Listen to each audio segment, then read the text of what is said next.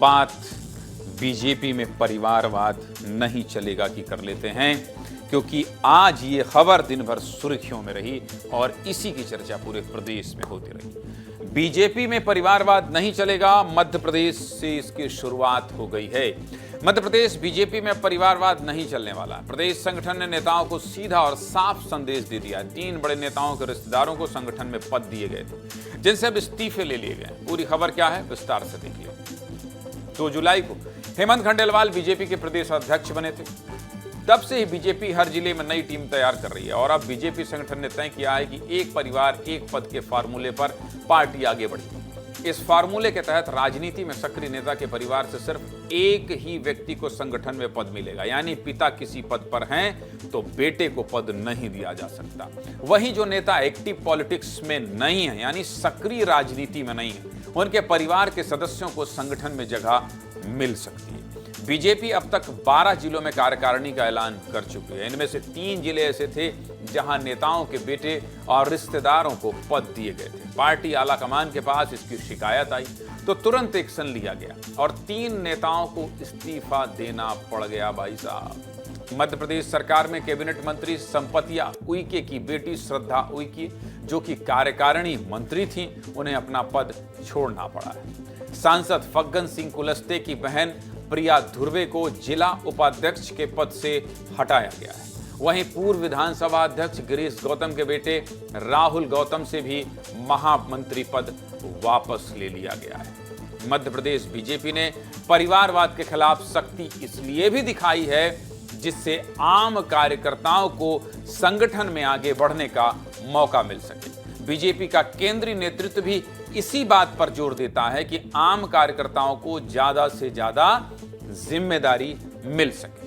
प्रधानमंत्री नरेंद्र मोदी भी कई बार सार्वजनिक मंचों से परिवारवाद को लेकर बयान दे चुके हैं। 20 अक्टूबर 2024 को वाराणसी में प्रधानमंत्री ने कहा था कि वो 1 लाख नौजवानों को राजनीति में लाना चाहते हैं और परिवारवाद की राजनीति को खत्म करना चाहते हैं। सुनिए प्रधानमंत्री ने क्या कहा था, सुनिए।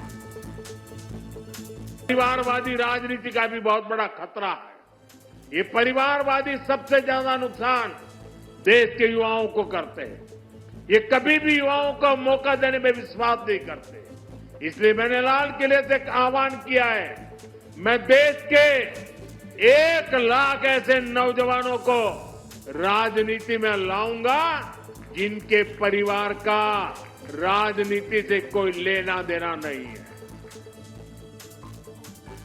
प्रधानमंत्री की बात मानते हुए मध्य प्रदेश का बीजेपी संगठन आगे बढ़ता दिखाई दे रहा है, लेकिन बीजेपी के इस फैसले के बाद कांग्रेस की तरफ से भी रिएक्शन आए हैं। नेता प्रतिपक्ष उमंग सिंगार ने कहा है कि जो योग्य हैं उसे राजनीति में आना चाहिए, चाहे वो किसी भी परिवार का हो, यानी उन्होंने परिवारवाद का समर्थन तो कर ही दिया है। सुनिए जरा।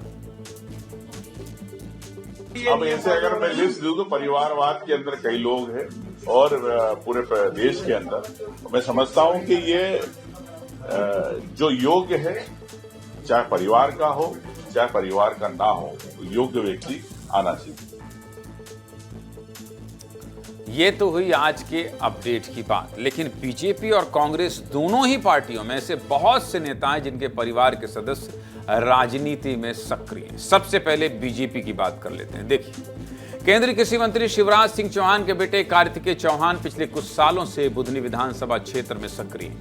बुधनी उपचुनाव में भी कार्तिकेय ने जमकर मेहनत की थी, जिसका पार्टी को फायदा भी हुआ था। दूसरा नाम विधानसभा अध्यक्ष नरेंद्र सिंह तोमर के बेटे देवेंद्र तोमर का है, जो ग्वालियर मुरैना की राजनीति में सक्रिय है। देवेंद्र हॉकी एसोसिएशन के राष्ट्रीय उपाध्यक्ष भी हैं और संगठन को लेकर उनकी अच्छी समझ है। तीसरा नाम केंद्रीय मंत्री ज्योतिरादित्य सिंधिया के बेटे आर्यमन सिंधिया का है, जो अभी मध्य प्रदेश क्रिकेट एसोसिएशन के अध्यक्ष बने हैं और पिछले कुछ सालों से गुना शिवपुरी में काफी सक्रिय हैं। चौथा नाम पूर्व मंत्री और वरिष्ठ विधायक गोपाल भार्गव के बेटे अभिषेक भार्गव का है, जो पूरी तरह से राजनीति में सक्रिय हैं और रहली विधानसभा क्षेत्र के कार्यक्रमों में लगातार शामिल होते रहते हैं। पांचवा नाम मध्य प्रदेश के पूर्व गृह मंत्री डॉक्टर नरोत्तम मिश्रा के बेटे सुकर्ण मिश्रा का है, वो भी दतिया की राजनीति में काफी सक्रिय हैं। छठा नाम कैलाश विजयवर्गीय के बेटे आकाश विजयवर्गीय का है, जो इंदौर से विधायक भी रह चुके हैं और उन्हीं का टिकट काटकर पार्टी ने कैलाश विजयवर्गीय को विधायक का चुनाव लड़ाया था। सातवां नाम पूर्व वित्त मंत्री और दमोह से विधायक जयंत मलैया के बेटे